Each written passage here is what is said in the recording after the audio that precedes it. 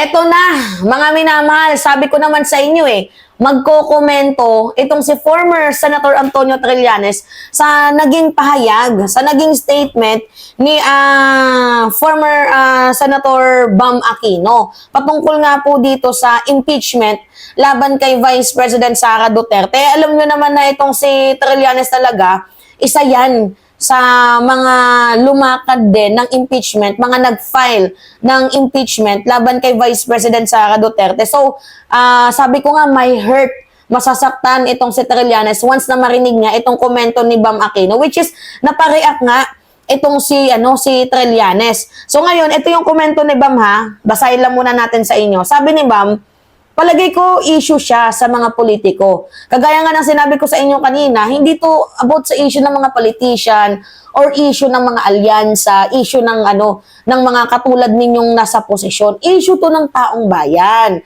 Bakit? Kasi hindi natin pwedeng itolerate ang panggagahaman, pagnanakaw sa kaban ng bayan, panluloko sa mamamayang Pilipino, pagtataksil sa ating lupang sinilangan, at higit sa lahat, apektado yung mga susunod na henerasyon. Apektado yung mga susunod na magiging product, 'di ba, ng bansang Pilipinas. Magiging maapektuhan once na pag itolerate lang natin yung ginagawa ni Sara Duterte at hindi natin bigyan ng leksyon.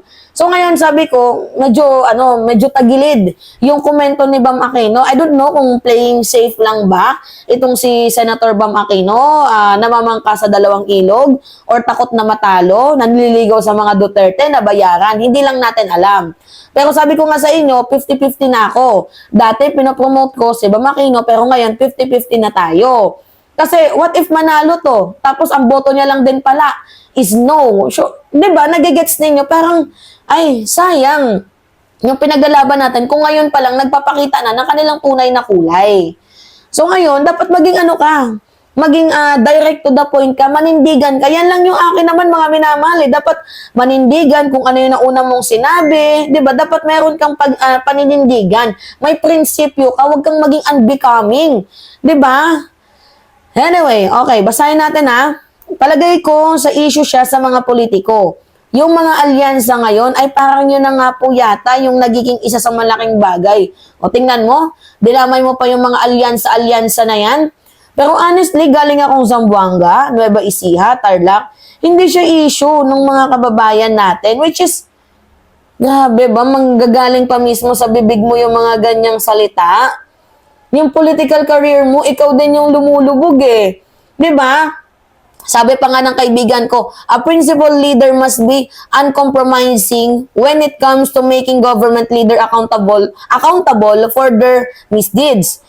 It's a populist line saying hindi siya issue ng mamamayan. Yun na nga ang problema. Sobrang kahirapan, nakatutok ka sa pagkain at kabuhayan ng isip ng taong bayan. Kaya dapat ang mga matitinong leader ang nagtatambol sa mga issue ng korupsyon at pang-aabuso sa kapangyarihan ng mga nasa pwesto. Dahil ito ang isa sa mga pangunahing sanhi ng kahirapan. Not good, Bam, not good. So, di ba, tingnan nyo sa naging komento ni Bam Aquino, talagang tagilid siya. Kasi imagine nyo may 19% ng mga Pilipino na undecided, diba, sa impeachment ni Sara Duterte, 41% ang pabor sa impeachment, 36% ang hindi, at may 19% na undecided kasi wala silang pakialam sa politika. Supposedly, if you are a public official, isa kang politiko, dapat ikaw yung nangunguna kasi ikaw yung nakakakita Yung mga Pilipino natin dito, trabaho lang ng trabaho, kahit ginugulangan sila ng mga politiko, dapat kino-call out mo. Pero yung ginagawa ni Bam Aquino, parang go with the flow na lang siya. It's very sad to hear na manggaling pa mismo sa isang taong lumalaban sa korupsyon yung mga ganitong statement, yung mga ganitong payag. Kaya kung ikaw ay namumulitika or play safe ka man, hindi maganda yung atake mo. Hindi maganda yung posisyon mo kasi imbis na maging play safe ka, mas lalo kang nahuhulog. Humahanap ka ng boto pero ang nangyayari sa'yo, butong inang makukuha mo. Diba? O ngayon, nagkomento itong si Trillanes. Sabi ni Trillanes, issue ng politiko? Question mark.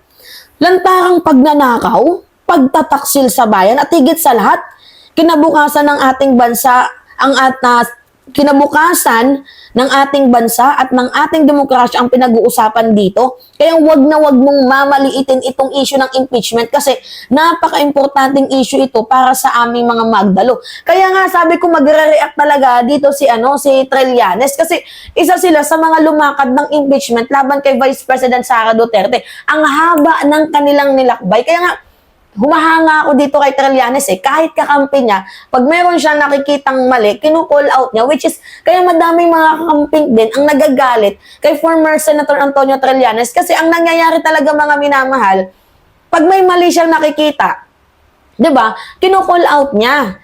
Ngayon, yung may mga kakamping kasi na very die-hard, tinitira itong si Trillanes. Pero nakukuha ko yung punto, mga minamahal, ni Bam Aquino. Siyempre, as a aspirant candidate, di ba, na tumatakbo bilang senador, hindi mo na-afford ang matalo muli. Di ba? Kasi milyones na din ang nagastos mo dyan.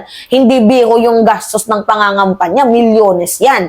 Ang punto natin kasi dito, mga minamahal, di ba, kung ikaw mismo, di ba, anti-corruption ka, tapos kakampi ka, sumasang-ayon ka, pumapabor ka, hinahayaan mo lang yung ginagawang pangungurap, di ba? Kaya nga leading to impeachment kasi may madaming impeachable offense itong si Sara Duterte.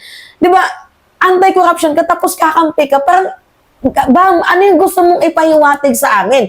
Hindi ka magandang leader kung ganon. Imagine nyo na lang what if mo po, bilang senador itong si Bam Aquino, and we expect na mag-yes siya para ma-convict itong si Vice President Sara Duterte. And then, malalaman natin, pinopromote po sa inyo, tapos ang boto niya pala, no. Diba? Sino yung pahiya dito? Ako. At the end of the day, ako yung mapapahiya sa inyo. At ayokong masira yung pangalan ko dahil, Mima, pinopromote mo kasi si ganyan kaya binoto namin Diba? Sabi nga nila, kabataan ng pag-asa ng bayan.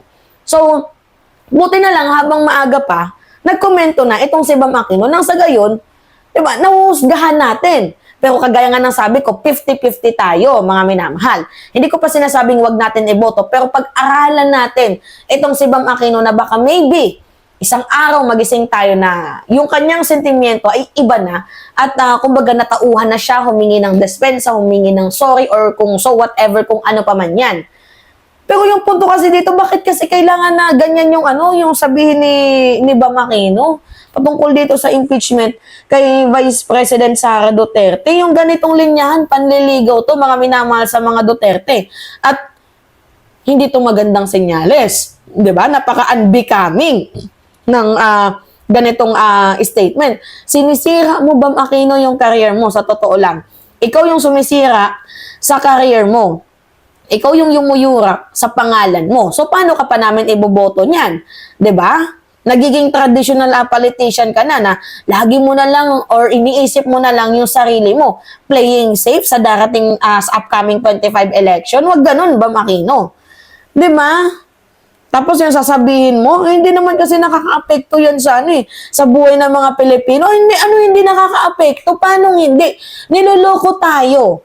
Di ba, paano hindi nakaka-apekto yun? Niloloko tayo ng harap-harapan, tapos, may mga Pilipino, binigyan na pera, iboboto, na dapat sana ikaw nakikita mo may mali, ikaw yung kumu-call out. Di ba? Okay, kailangan natin mag-focus sa issue ng bilihin, kailangan natin mag-focus sa issue ng ganyan. Madaming issue ang ating bayan, hindi yung patungkol sa impeachment. Okay, madaming issue, pero mga minamahal, sa darating na panahon, magiging issue to. Kunyari, nakatakbo bilang presidente itong si Sara Duterte, nanalo, back to zero na naman ulit ang bansang Pilipinas, mabibehind na naman tayo. Di ba yan ba yung gusto ninyo? Ay, nako. Ewan ko ba dito kay Bam Aquino? Well, kung sa bagay, magkaaway yung Marcos at Aquino, pwedeng kumampi talaga yung Aquino sa mga Duterte. Yeah? So sabi ko sa inyo, sa panahon ngayon, walang maayos na mapagkakatiwalaan. Grabe. Ay nako, it's quite annoying. Sa totoo lang, mga minamahal, hindi maganda. Wala. Tagilid. Tagilid lang, pero wala pa akong sinasabing wag nating iboto. Tingnan natin yung kanyang kinikilos. Tingnan natin yung kanyang gagawin. Tingnan natin, aralin natin lahat. 'Di ba? Kung deserve niya pa din maupo sa pwesto, ilagay natin. Pero kung hindi, madami namang ibang malilinis din ang track record 'Diba? Yun na lang. Madaming choices. Anyway, yan po mga minamahal. Pengi lang ako ng comments, likes, and share. It's me again, Alicia Nyo, at nagbabalik ulit para sa ating panibagong video. Maraming salamat mga minamahal.